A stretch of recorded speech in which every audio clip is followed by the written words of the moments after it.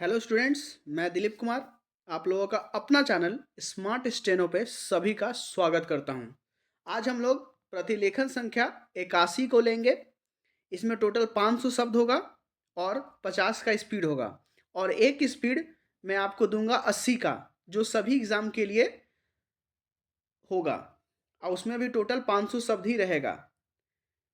तो जाइए, उससे पहले चैनल को सब्सक्राइब कीजिए, लाइक कीजिए, बेल आइकन को ऑन करना ना भूलिएगा, क्योंकि स्टेनोग्राफर से रिलेटेड जितना भी वैकेंसीज के बारे में होता है और जितना भी स्टेनोग्राफर का कॉन्सेप्ट होता है, वो हिंदी हो जाए या इंग्लिश होगा, ये इस चैनल के माध्यम से आपको बेस्ट स्टेनोग्राफर का ट्रिक सिखाया जाता है और बेस्ट स्पीड के लिए ये चैनल बनाया गया है।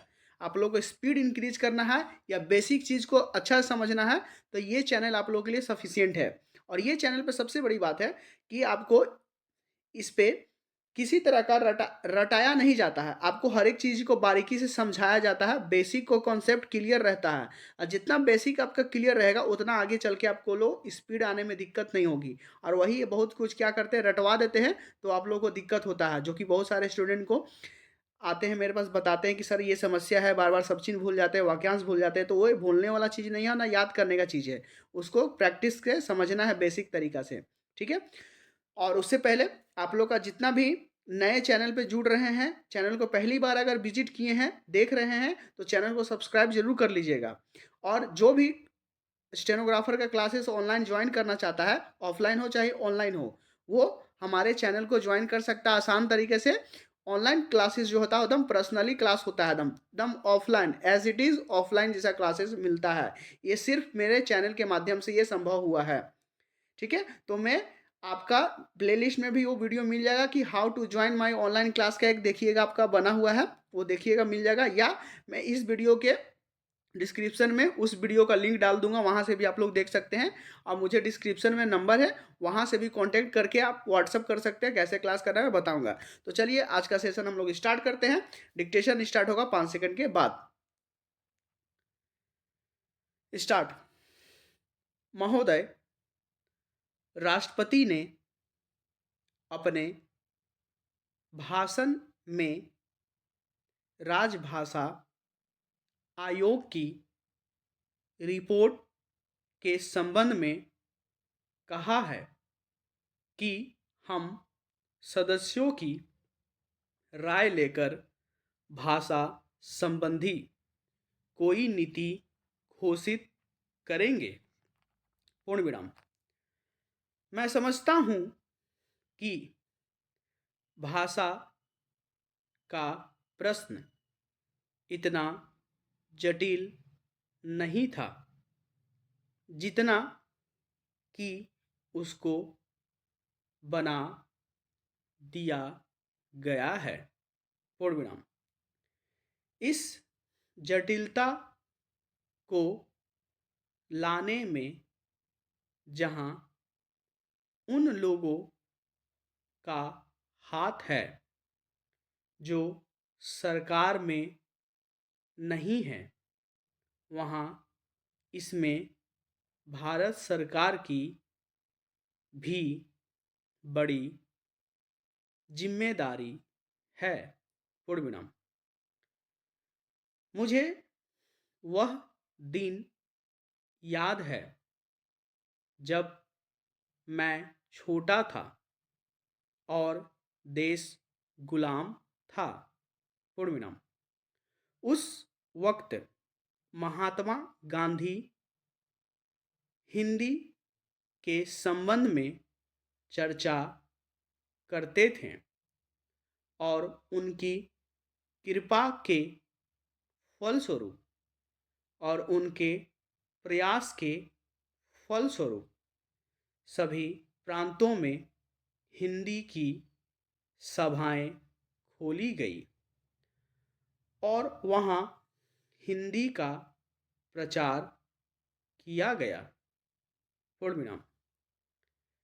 उस समय हम अंग्रेजों के गुलाम थे और अंग्रेजों ने ही हमारी राजभाषा अंग्रेजी घोषित कर रखी थी।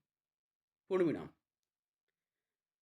तब हम अंग्रेजी से दूर थे और हिंदी के निकट थे। पूर्ण विराम। लेकिन आज जब हमारी अपनी सरकार है, अपना शासन है, हम हिंदी से दूर होते चले जा रहे हैं। पूर्ण विराम। एक समय था जब देश में हिंदी के संबंध में एक मत था। पूर्ण विराम। जब देश स्वतंत्र हुआ उस समय हिंदी के संबंध में घोषणा हो जानी चाहिए थी। पूर्ण विराम। लेकिन उस समय सरकार चुप हो गई। पूर्ण विराम। अब जो देर हो रही है इससे भाषा संबंधी समस्याएं बढ़ती जा रही है। पूर्ण विराम। मैं नम्रता के साथ सदन के सदस्यों के सम्मुख यह निवेदन करना चाहूँगा कि कितनी विचित्र स्थिति है कि आज हमको अंग्रेजी भाषा का मोह पैदा हो रहा है। पूर्ण विराम। आज हिंदी देश की मुख्य भाषा है। इसमें कोई दो मत नहीं हो सकते। पूर्ण विराम। यह सबसे अधिक बोली जाने वाली भाषा है। पूर्ण विराम। आज इसका विरोध बढ़ता जा रहा है। पूर्ण विराम। कुछ ऐसी बातें हो रही है जिससे मालूम होता है कि हिंदी का विरोध प्रादेशिक भाषाओं से है। पूर्ण विराम। लेकिन ऐसा नहीं है। पूर्ण विराम। सच पूछा जाए तो बात यह है कि अंग्रेजी भाषा के स्थान पर हिंदी को लागू करने का प्रश्न है। पूर्ण विराम। प्रांतों में काम प्रादेशिक भाषाओं में हो किंतु केंद्र में तो हिंदी भाषा भाषियों को और कुछ जो अहिंदी भाषा भाषी लोग हैं उनको यह गलत फहमी हो रही है कि हिंदी वाले बलपूर्वक हिंदी को राजभाषा बनाना चाहते हैं।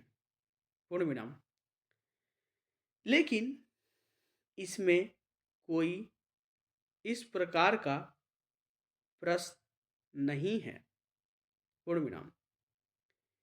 यह तो केवल आपस में समझने का प्रश्न है। पूर्ण विराम। किसी स्वतंत्र देश में ऐसा नहीं है। पूर्ण विराम। यह देश इतना बड़ा है और इसके निवासी इतने अधिक हैं कि जब तक सब राज्यों के लोगों का परस्पर थोड़ा बहुत परिचय करने का विशेष प्रयत्न नहीं किया जाएगा, तब तक सबका सहयोग नहीं मिल सकता। पूर्ण विराम।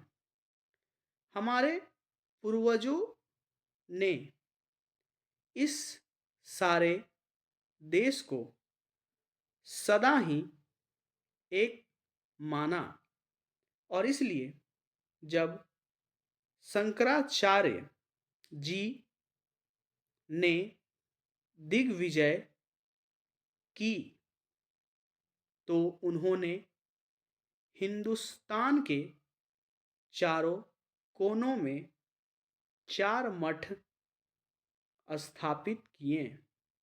पूर्ण विराम। प्रत्येक स्त्री पुरुष के लिए चारों मठों का दर्शन करने का महात्म्य है। पूर्ण विराम। तो ये हम लोगों ने 50 का स्पीड लिया है, टोटल 500 शब्द है इसमें।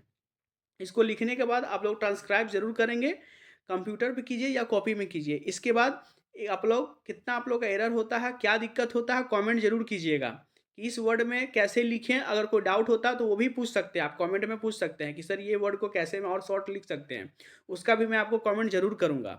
क्लियर है।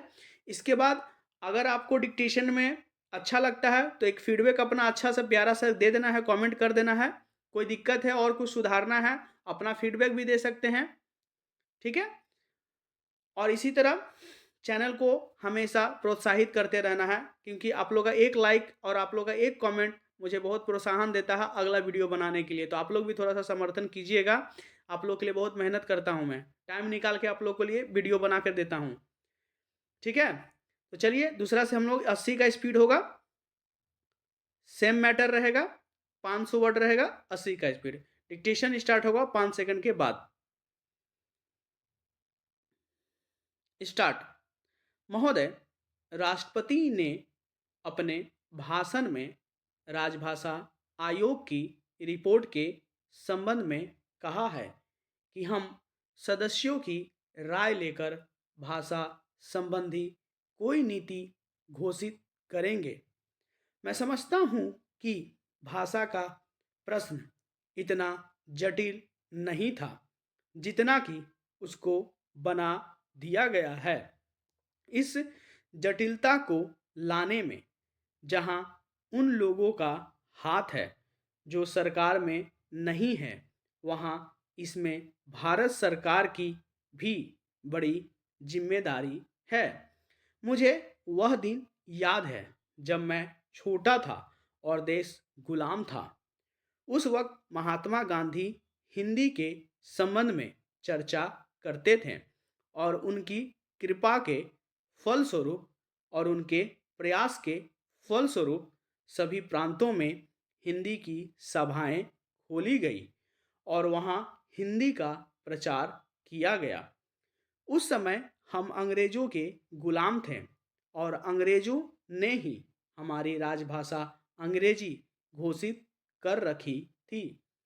तब हम अंग्रेजी से दूर थे और हिंदी के निकट थे।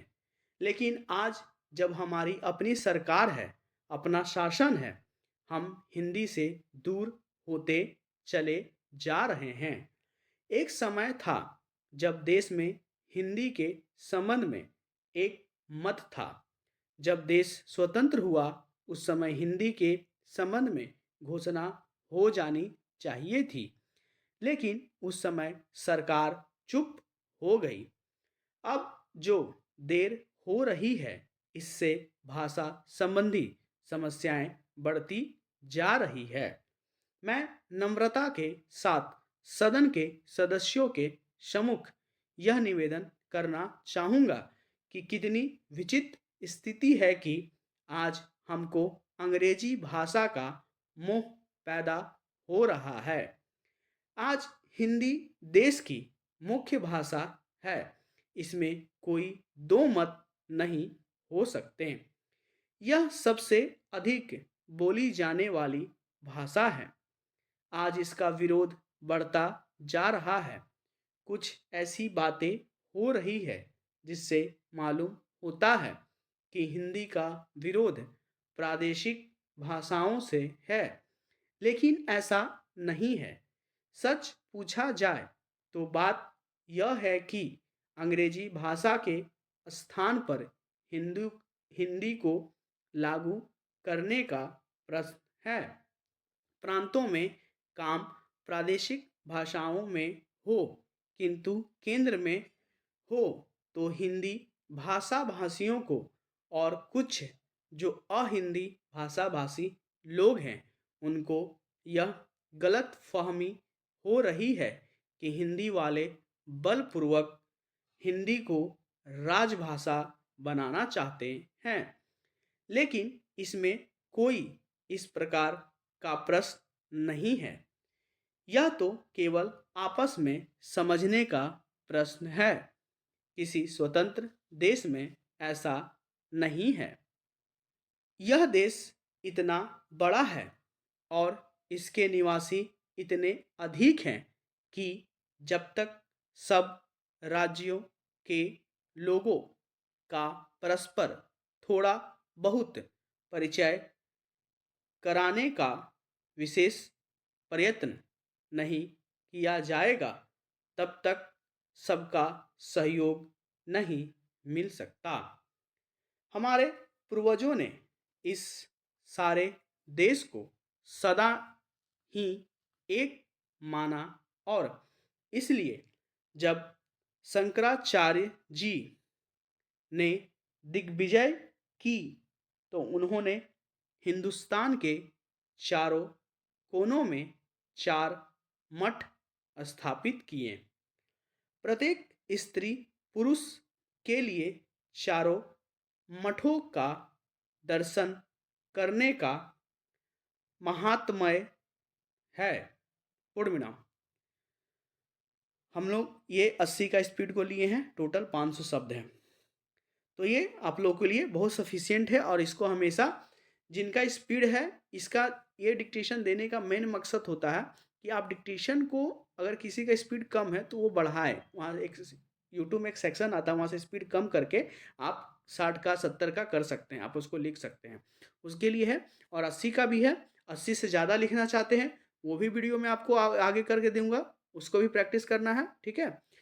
और डिक्टेशन इसको लिखने के बाद 80 का रहे या 50 का रहेगा, डिक्टेशन लिखने के बाद ट्रांसक्राइब जरूर करेंगे और डिक्टेशन के बारे में अपना एक प्यारा सा कमेंट जरूर करेंगे, अपना फीडबैक देंगे। कोई भी एरर आपको होता है, कोई चीज़ वर्ड समझ में नहीं आता, कमेंट जरूर कीजिएगा। तो आज का सेशन हम लोग यहीं समाप्त करते हैं। मिलते हैं नए सेशन में नए वीडियो के साथ नए डिक्टेशन के लिए। तब तक के लिए धन्यवाद।